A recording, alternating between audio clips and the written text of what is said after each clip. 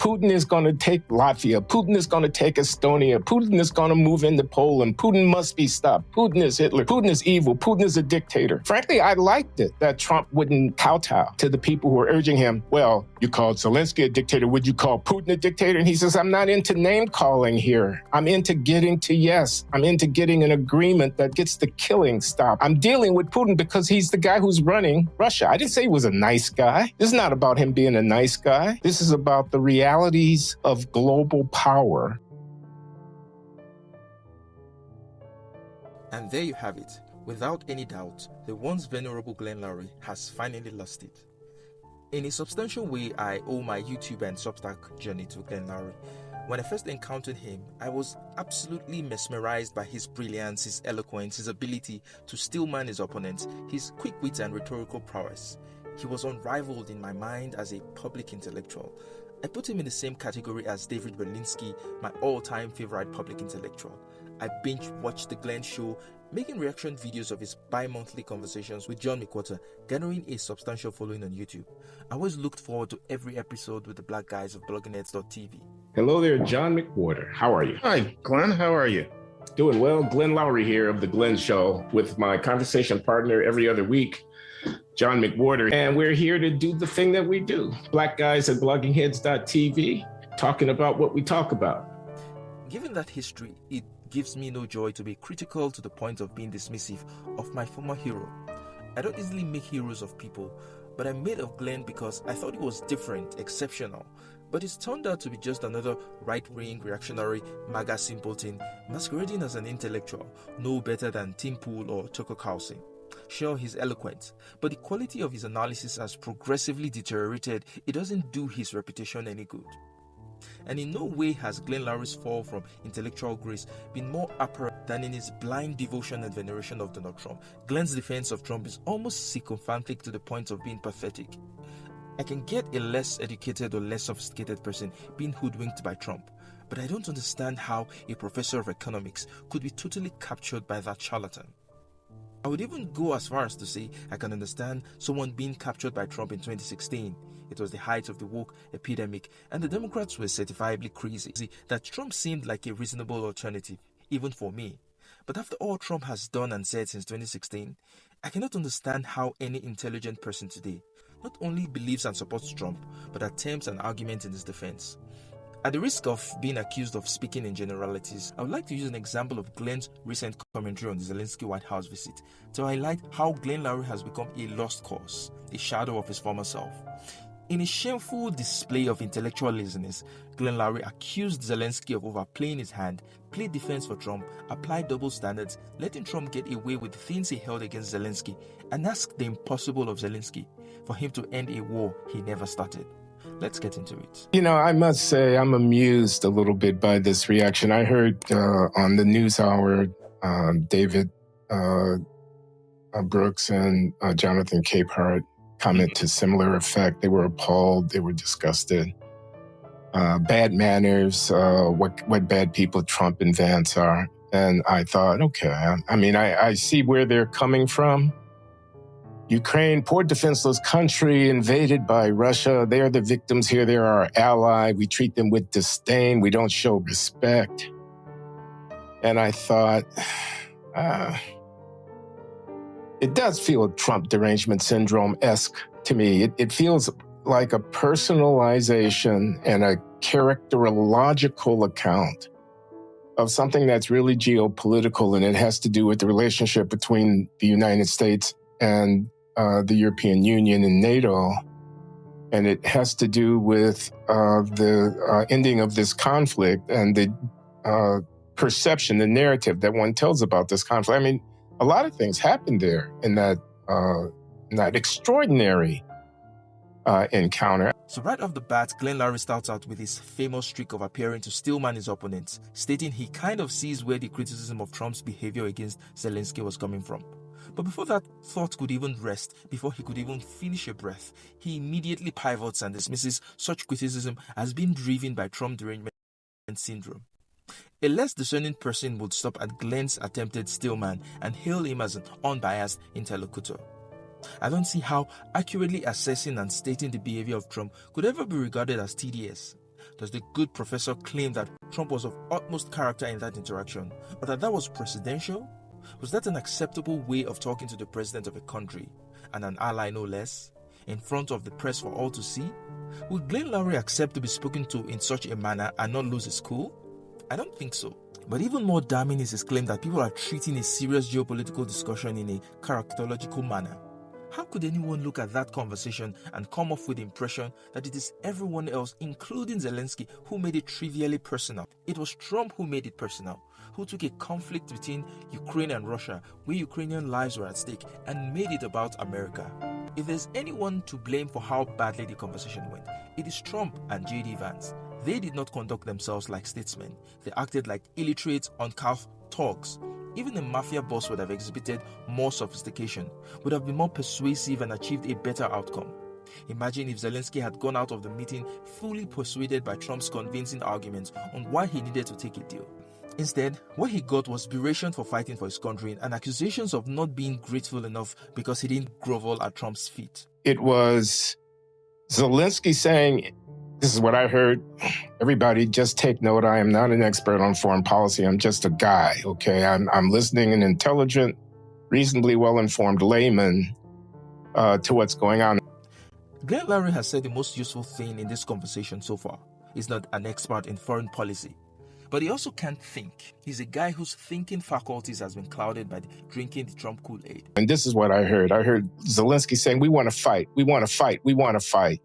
We're the victims here and we want to fight." And I heard Trump saying, "This is over. I'm here to negotiate a cessation of hostilities. This war is going on too long." When he said to Zelensky, "You don't have any cards." I'm not talking about his tone. I'm not talking about whether or not he talked over him or whether his voice was too loud. I'm talking about what he was saying, the content of the argument. Your country is in big trouble. Can I Wait a answer? minute. No. Can You've I done a lot answer? of talking. Your country is in big trouble. I know. You're not winning. I know. You're not winning this. You have a damn good chance of we coming are out staying, okay because of Mr. us. President, we are staying in our country, staying strong from the very beginning of the war. We've been alone, and we are thankful. I said thanks You haven't in been this alone. cabinet, You and haven't not been only alone. in this cabinet. We gave you, through I this said stupid president, $350 billion. You voted we gave for you your military president. equipment. You and you voted men for are your brave, president. but they had to use our military. What about if you didn't have You our invited military me. equipment, You invited if me you to didn't speak. have our military equipment, this war would have been over in 2 weeks. In 3 okay? days, I heard it from Putin. In 3 days, this is something Maybe new. less. In 2 weeks, of course, yes. It's going to be a very hard thing to do business like this, I tell you. Let's analyze the content of Trump's arguments for 1 second. Is the war truly over? Not from where any reasonable person stands. It's been 3 years of fighting, and Russia, despite its obvious advantages, has not been able to achieve its objectives. It has lost more than 500,000 men, has parts of its territory invaded and occupied by Ukrainian forces, the first time since the end of World War II, has Ukraine striking targets within Russia as far as Moscow itself, a move that would have been unthinkable only a few years ago. Not even NATO would dare to strike Russia within its borders, but Ukraine has been doing that successfully. Trump kept telling Zelensky, "It's over, Ukraine can't win." That may be true, but the converse is also true. Russia can't win either.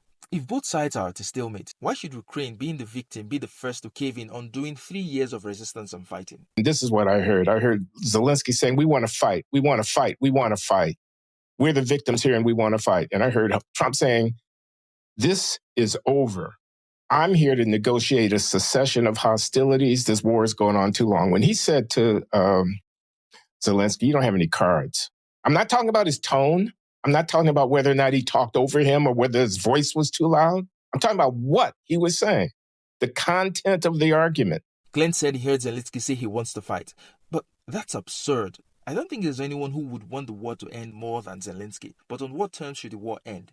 What I heard Zelensky say is that I cannot commit to a ceasefire without security assurances and guarantees. If not from Russia, at least from the US itself. But Trump wasn't even willing to give Ukraine such guarantees, even with the proposed mineral deal on the table. Rather, Trump wanted the mineral deal as payment for past help rendered to Ukraine. Why would Zelensky agree to such terms that would essentially invalidate all his efforts and the efforts of his people from day one? It would have been better to have not even resisted the invasion to begin with than to take Trump's deal. Glenn was deaf to Zelensky reiterating that Russia cannot be trusted as Putin has already broken numerous ceasefires. But Glenn wants Zelensky to agree to a ceasefire that even Putin has not assented to. So what? Ukraine says we'll stop fighting to end the war and Russia just keeps on pressing? What sort of stupid deal is that? May I ask Professor Loury how Zelensky is supposed to end a conflict he did not start when the aggressor has not even committed to ending the conflict? He must think Zelensky is God to be able to do that, or maybe the professor is getting senile. You don't have any cards here. You're being devoured. You're losing. We're your only shot. You come in here and you tell me you don't want a ceasefire. I want a ceasefire. This is what I heard. I could be wrong. I heard the Trump mantra being, end the conflict now. Those are my terms. That's what I insist upon. I'm the most powerful man in the world. I'm holding all the cards, and we're going to end this conflict. I'm going to negotiate an end to this conflict. I heard Zelensky saying, I'm in the right. I'm in the right. History's on my side. I thought you were my ally. This is unfair. Who is Trump to be having terms in the conflict about Ukraine and Russia? This brings me back to the narcissism point. Trump and the US by extension have main character syndrome. Taking Zelensky's defiance as an attack on America, with Marco Rubio stating afterwards that he's proud President Trump stood for America. Stood for America against who? Zelensky? How pathetic do you have to be to think that the US is the real victim here and that Ukraine is the foe? Trump doesn't hold any cards. If he did, he'd say to Putin, stop the war now or there will be consequences. But he can't do that. Since Trump pulled all his support from Ukraine, Europe has stepped in to fill the void. What Trump is doing is isolating the US. We've had an excellent meeting today, not just productive, but historic, because together we signed a landmark agreement, the very first of its kind, a new partnership between UK and Ukraine that reflects the huge affection that exists between our two nations. And I'm proud to speak for the whole of the United Kingdom when I say, we are with you, not just today or tomorrow, for this year or the next, but for 100 years, long after this terrible war is over, and Ukraine is free and thriving once again. In 2025, the UK will give more military support to Ukraine than ever before. We have already committed £3 billion for military aid this year. And we're going further to support the front line, providing a £2.2 billion loan, which will be paid back, not by Ukraine, but from the interest on frozen Russian assets. So today, I'm pleased to announce that we're providing 150 artillery barrels for Ukraine, made by Sheffield Forge Masters. That's the first time in over 20 years that these barrels were produced in the United Kingdom, and they will start arriving in Ukraine in just a few weeks' time. I can also announce that we will be delivering a new mobile air defence system named Gravehawk, British-designed, co-funded with Denmark, developed to meet Ukraine's needs. And we will keep going further to train Ukrainian troops. The only cards Trump is holding are clown cards. I think Professor Loury's hearing must be failing him on account of his age. Trump is the most powerful person in the world, but essentially wants to capitulate to Putin. That doesn't add up. Those two seem fundamentally contradictory. Either Trump has all the cards, in which case he can dictate to both Zelensky and Putin, or he has none and it's all smokes and mirrors. The US is about to find out how irrelevant it can quickly become in a global scene because of Trump. Did you hear when he said, Putin has suffered just like I have through the Russia bullshit? You know, so anyway, let me not go on too long here. I saw the tectonic plates shifting. That's my go-to metaphor. I saw the structure of global political association and military commitment shifting. And I saw this horrific war come to an end. Trump says to Zelensky, You're playing without any cards, and you're gambling World War III, you're gambling nuclear war, and we're not going there. I am going to come to an accommodation with Vladimir Putin. I don't care what kind of names you call him. And he was talking not just to Vladimir Zelensky, he was talking to the foreign policy and military establishment of the United States and of the European Union. And he's the most powerful man in the world. That was Glenn Loury bloviating about the Zelensky interaction with Trump. His points were so passionately vapid that rancid vomitus carries more value. I will summarize this video with a very valid point made by John McWhorter. In this case, yeah, I agree with you. Ukraine can't win. I don't think that's a nervy thing to say. They can't win this. They would keep being funded, they would keep doing this for 25 years. There's no way to win this. However, the way to inform for Zelensky of this was not to yell at him in that summer camp kind of way. No, I was never traumatized, folks, by summer camp, but I remember that general tone. That yelling at him, literally raising their voices, Trump in that bent over position he uses in the chair, where what's going on is that a nation is being, or a greater part of a nation is being destroyed, and Ukraine was invaded by Russia. This pretense that Ukraine was the invader and that Zelensky is a dictator, our president is tossing these things off, and then when asked in a press conference whether he said Zelensky was a dictator, pretends not to remember having said it. Glenn, this is a gorilla and a clown. And for him to be sitting in that office and yelling at this man who has been invaded and able to hold the very, very worst off, but is now facing Trump allowing Russia to take some of that territory, and Trump clearly admiring Putin because he's strong. Trump doesn't have a problem with what Putin did. Now, I understand that maybe we need to wear different glasses and just face that a large power might decide to eat up another one, and that's what happens between politics and human beings, and we need to stop being so namby-pamby and hope that that'll never happen again.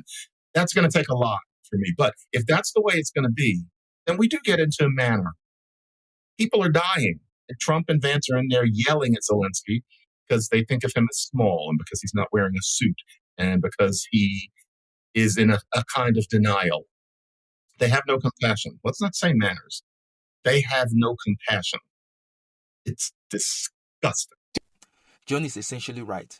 But notice how Glenn conveniently glossed over the fact that Trump called Zelensky a dictator. Notice how he didn't comment on Trump's false claims that Ukraine started the war. Notice how he didn't comment on Trump's behavior. This is an incredible display of shamelessness by Glenn Loury, and I can never look at the man the same way ever again. Lastly, pro-Putin retards keep saying the US and NATO provoked Russia into invading Ukraine by breaking the promise not to expand NATO eastward. But what is noticeably absent in this vapid analysis is where Ukraine made that agreement of not joining NATO and then broke it. Because it didn't. Ukraine never made such an agreement. Why is it then made to pay for an agreement he did not make to begin with? In fact, if there's anyone who's breaking such a deal, it's Russia, who gave Ukraine security guarantees if it gave up its nuclear weapons. Would Putin be invading Ukraine today if Ukraine had not trusted them enough to keep their word and instead had kept their nukes? Putin, instead of giving ultimatums to Ukraine to not join NATO, should give such ultimatums to NATO and tell them not to admit Ukraine or they'd be held to pay by NATO. If Putin is so aggrieved by NATO and the US's actions, then he should attack those who broke the agreement, NATO and the US, not Ukraine. But we all know Putin, like Trump, is a bully, and all bullies are cowards trying to project the strength that they utterly lack.